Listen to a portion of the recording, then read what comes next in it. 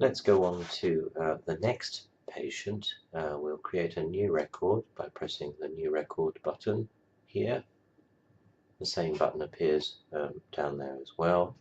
It's telling me to identify myself, and because I've started this session, it will remember who I was from before and put my name down again. I'm test at the moment.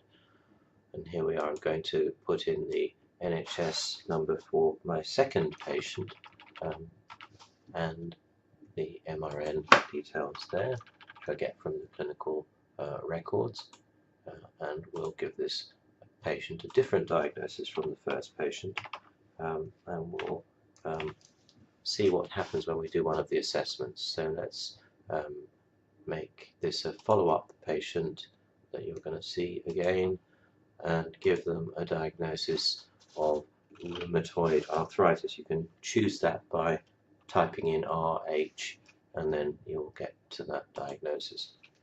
And this patient may already be on oral methotrexate and perhaps hydroxychloroquine, but perhaps no other medications. So we'll click that box there, and we can save the record at this point. And for this patient, we're going to perform a disease activity score, or DAS score, using the 28 joints that we record for patients with rheumatoid arthritis. So I'm calling up a DAS box, I'm opening and releasing that DAS form, and you can see a picture of hands and a torso, and we need to record the number of tender and the number of swollen joints. You do this by examining the patient and then recording which joints are tender in turn out of the 28 joints, and which ones are swollen in turn. Of course, you might switch between the counting of the tender joints and counting of the swollen joints, or you may want to go back and alter what you found up until the point of saving, which is fine.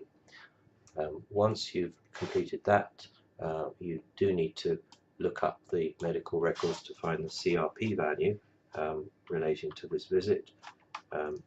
Let's assume it was 7.8. I've entered that value, and then you need to ask the patient about their general health in the last 1 week, which is this visual analog scale, and if they either point along the scale and give you an indication as to where to click, or they might actually give you a number out from 0 to 100. There's a number that they've perhaps chosen, happens to be 77, it calculates for you, and then let's calculate the disease activity score, which is 4.67, and that's moderate disease activity reflected in the yellow background of this form.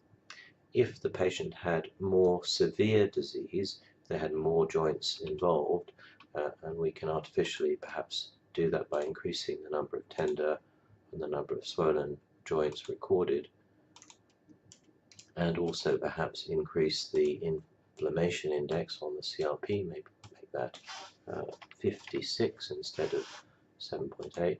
You'll see that the calculation of the DAS score has risen to 5.81, and that the background has changed to red, reflecting the fact that there is much more active disease. The threshold for very active disease is above 5.1, and it's the threshold for using biologic therapy.